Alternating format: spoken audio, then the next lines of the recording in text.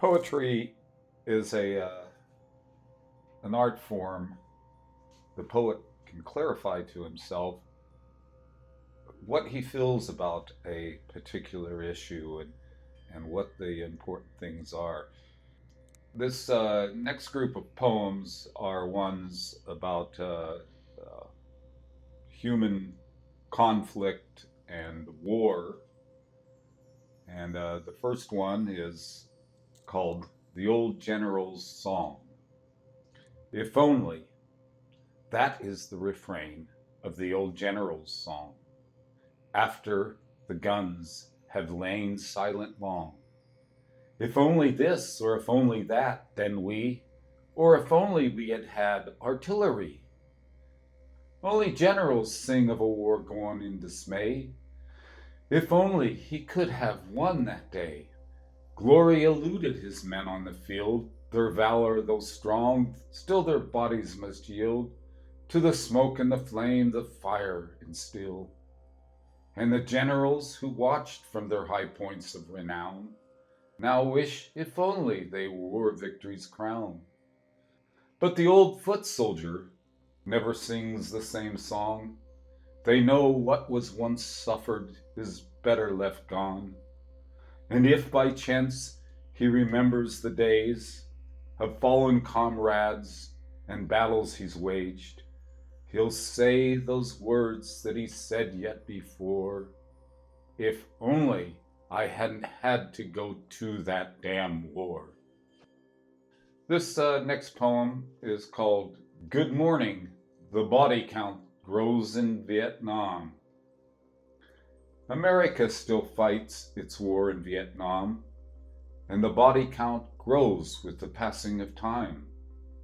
Our enemy no longer the faceless VC, just civilians are killed by American ingenuity. War's farmers, we sowed their land with mines.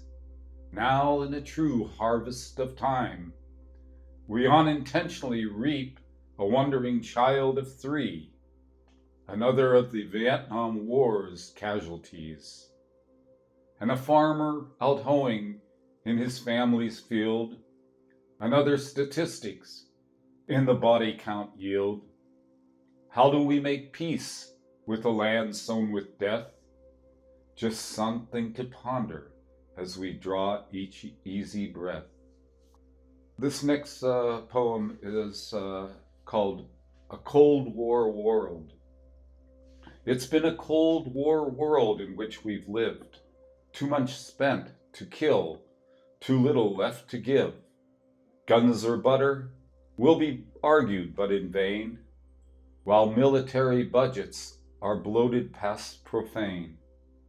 A post-Cold War world is what we now have on our hands, and though no real enemy is on the horizon as it now stands, still we keep buying weapons we'll never need, while hungry children from welfare food are freed. From the ashes of the Cold War was this world born, and because of this the world's widows and orphans mourn. And while of the MIC we were warned by Soldier Ike, still GE and all the rest do what they like. The lukewarm wars of the world the MIC supplies, though cloaked in a less threatening disguise. A new world order to replace the commie threat, so world peace remains a concept we just can't get. Silent Cow once said this country's business rightfully was business. Sediment for which conservatives waste far too much breath. But it seems crystal clear, so I would guess, if you asked the military-industrial complex, they'd say America's business is death. This next poem, I wrote it a number of years ago. Back when the things were going on in different parts of the world, like in Tiananmen Square in China. And this is a poem called The Bloodied Shirt. The bloodied shirt is unfurling on the plazas of old Beijing. the truncheons once again falling to the beat of the shirt's bloody stains.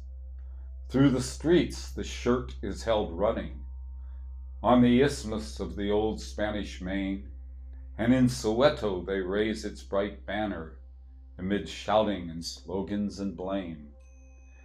In Palestine and in Lebanon the truncheons they fall like rain, and bright red are the spots on the white shirt, where the drops that were shed left their stain. And peace is one of the victims left lying there in the dirt. It must take a special kind of courage to beat someone kneeling in fear. Yes, you need a special kind of courage to then look at yourself in a mirror. The bloodied shirt will have many new fellows to join in the glory of songs, the wails of the grief-stricken mothers, and the stench of old and new wrongs.